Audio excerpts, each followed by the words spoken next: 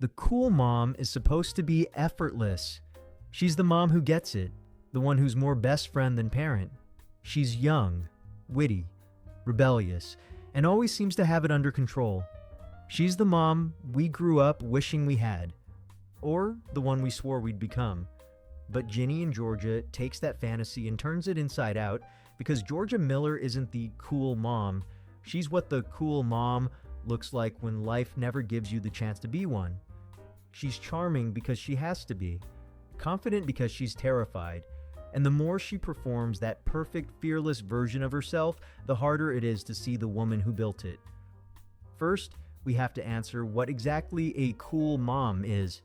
The term came to define a certain kind of mother in film and television, usually young, witty, effortlessly relatable, and just rebellious enough to seem fun. She's the mom who blurs the line between parent and friend, whose charm feels like proof that motherhood doesn't have to mean losing yourself. Shows like Gilmore Girls built their entire identity around that idea. Lorelai Gilmore became the blueprint, a single mom who raised her daughter with coffee, sarcasm, and complete emotional honesty. She wasn't just a parent, she was the cool mom, the dream version of what motherhood could look like if you did it your way. But Ginny and Georgia takes that exact fantasy and quietly asks, what if the cool mom isn't a dream at all? What if she's a performance? What if the woman who looks the most in control is the one barely holding it together? Because Georgia Miller isn't just fun and charming, she's strategic. Her confidence isn't rebellion, it's self-defense. Where Lorelai's quick wit is playful, Georgia's is protective, a shield built from trauma, fear, and the need to never look weak again. And that's what makes Ginny and Georgia so sharp. It doesn't reject the cool mom trope, it deconstructs it. It shows us how that image of the effortlessly perfect, endlessly likable mother only works when you ignore the pain it's built on. Because the truth is, Georgia Miller isn't cool because she's carefree. She's cool because she's learned that being likable is the safest way to survive. The cool mom has always been about performance. She's not just a character, she's a symbol of control disguised as ease. She's the mother who can hold a family, a career, and her sense of self together without ever showing the weight of it. She's the fantasy of perfection without effort. But beneath that fantasy is something deeply human, the fear of what happens if she stops trying. Because being the cool mom isn't freedom, it's labor, it's image maintenance. It's the unspoken rule that mothers, especially young ones, have to be both nurturing and fun, wise and approachable, broken, but never visibly so. It's a role that rewards charisma and punishes complexity. Georgia Miller knows that better than anyone. Every move she makes is deliberate. Her accent, her charm, her confidence. It's not vanity, it's strategy. She doesn't just play the cool mom, she performs it, like it's the one role that keeps her safe. Because in Georgia's world, control isn't about power, it's about protection. And the best way to protect yourself is to never let anyone see how scared you are. That's what makes her so fascinating. She's not lying to deceive, she's lying to survive. When she reinvents herself in each new town, she isn't trying to manipulate people into loving her. She's trying to build a version of herself that can't be left behind. That's not cruelty, that's fear turned into skill. This is what connects Georgia Miller to women like Amy Dunne from Gone Girl. Amy performs the cool girl myth, a woman who's chill, sexy, and endlessly adaptable. She performs to be wanted. Georgia performs to be safe. But for both of them, the act becomes indistinguishable from the person. They're not pretending to be likable, they've learned that being likable is the only way to survive in a world that punishes women for being complicated. And that's what makes the cool mom trope so dangerous. It tells women that their strength has to look effortless, that the moment they reveal the exhaustion beneath it, they've failed. That to be a good mother, you have to be the calm in the storm, never the storm itself. You see this same mask in Fleabag, who uses humor to disguise her grief. She makes her pain palatable. Every joke, every smirk, every sideways glance, it's all performance. Because if she's laughing, no one can ask what's wrong. Georgia does the same thing. She keeps the people around her entertained, distracted, close enough to admire her, but never close enough to see through her. Even Maddie Perez from Euphoria shares that instinct. Maddie's power comes from control, the outfit, the posture, the tone. It's not superficial, it's armor. Like Georgia, she learned that the easiest way to survive judgment is to look untouchable. The makeup, the confidence, the perfect hair, they're all ways of saying, "I've got this," even when she doesn't. And then there's Beth Harmon from The Queen's Gambit. Her genius isn't just talent, it's survival. Every chess move is control over a world that once controlled her. Georgia does the same thing, but socially. She doesn't master a chessboard, she masters perception. She reads people, predicts their moves, and always stays one step ahead. It's not manipulation, it's the art of never being powerless again. So when Georgia smiles, it isn't arrogance, it's muscle memory. It's the reflex of someone who's learned that likability is safety and silence is danger. Because when your whole life depends on being okay, performance becomes instinct. And that's what Ginny and Georgia reveals so beautifully. It doesn't just give us a cool mom, it gives us the woman behind her. The one who's been performing stability for so long that she can't remember what peace actually feels like. From the moment we meet Georgia Miller, she's already performing. Every outfit, every smile, every southern drawl. It's rehearsed. Not because she's fake, but because she's learned that reinvention is the only way to survive. When she arrives in Wellsbury, she isn't just starting over. She's casting herself in a new role. The perfect, unbothered mom. The woman who always knows what to say, who always lands on her feet, who can make small-town Connecticut believe she belongs. That first dinner with Mayor Paul is a perfect example. She turns charm into armor. Every quip, every flirt, every flash of confidence, it's all choreography. Paul sees a woman who's spontaneous and magnetic, but what he doesn't see is calculation. Georgia scanning every expression, every word, mapping the safest way to win him over. Because she's not flirting for fun, she's auditioning for stability. That's the secret behind her charisma. She's never just being herself, she's performing who she needs to be in order to survive where she's landed. When she sweet talks the PTA moms, she's performing belonging. When she comforts Ginny, she's performing control. When she says, "We don't look back, we just keep moving," she's not being inspirational, she's reminding herself of the only rules she knows. And yet, the cracks always show, like in that scene where she breaks down in front of Zion, the one man who actually sees through her.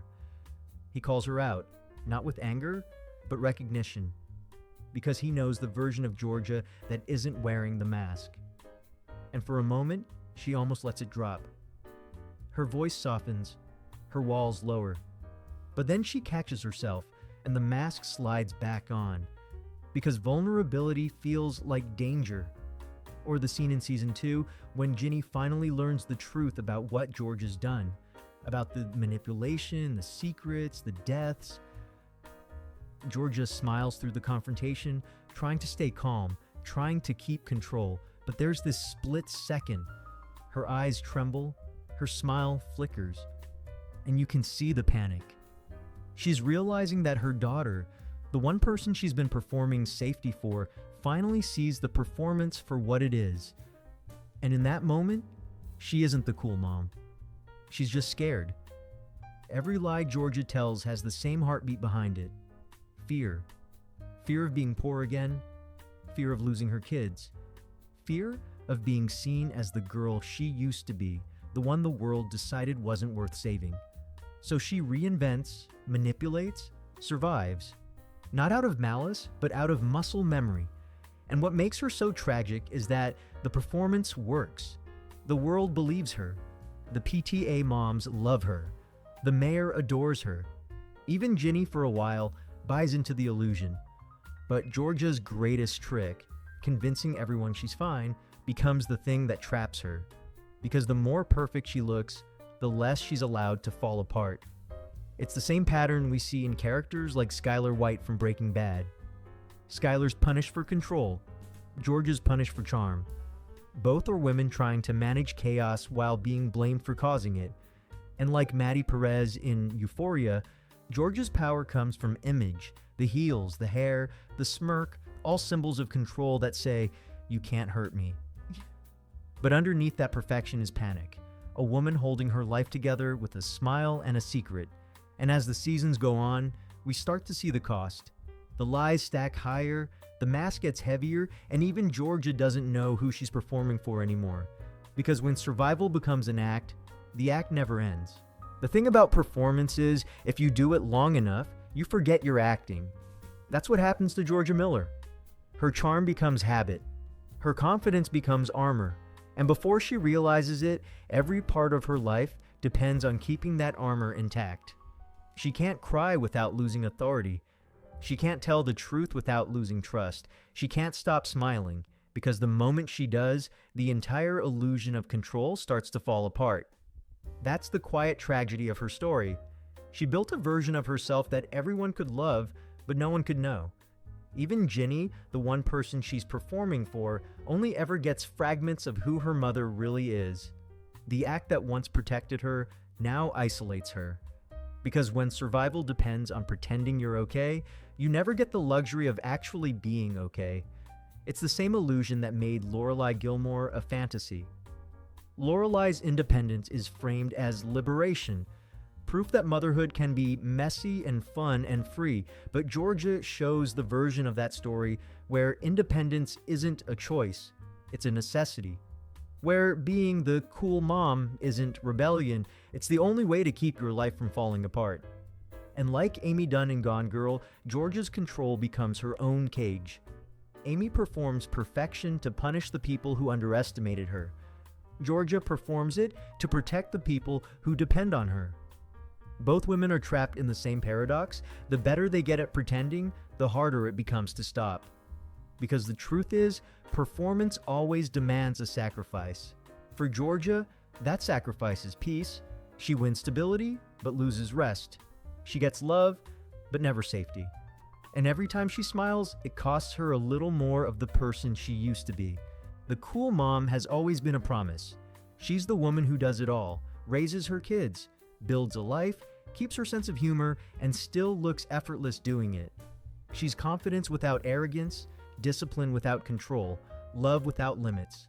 She's the version of womanhood that feels possible only on TV. But that's the trick. The cool mom was never about motherhood. It was about performance. A story we tell ourselves about what women should look like when they're doing the hardest job in the world. Because a mother who struggles makes us uncomfortable. A mother who breaks feels dangerous. So instead, we created this version who can do it all and still be likable. Georgia Miller breaks that illusion. She takes the glossy image of the young, fearless mom and turns it inside out, showing us the fear underneath the fun, the exhaustion behind the elegance. She's proof that likability is often just survival in disguise. That charm isn't always confidence, sometimes it's desperation. And that's what makes Ginny and Georgia feel so honest. It doesn't condemn Georgia for performing. It understands why she does. Because in a world that rewards women for smiling through pain, the performance becomes instinct. The show holds a mirror up to all the cool moms, real or fictional, and asks the hardest question of all. What happens when the act stops working? In the end, Georgia Miller's story isn't about perfection. It's about survival. It's about a woman who built a mask so convincing that the world mistook it for confidence, and maybe she did too. She's not the cool mom. She's the woman who turned every scar into a smile, who taught herself that being strong meant being untouchable, who believed that if she could just keep the act going, if she could stay charming, stay funny, stay fine, she'd never have to be that scared little girl again.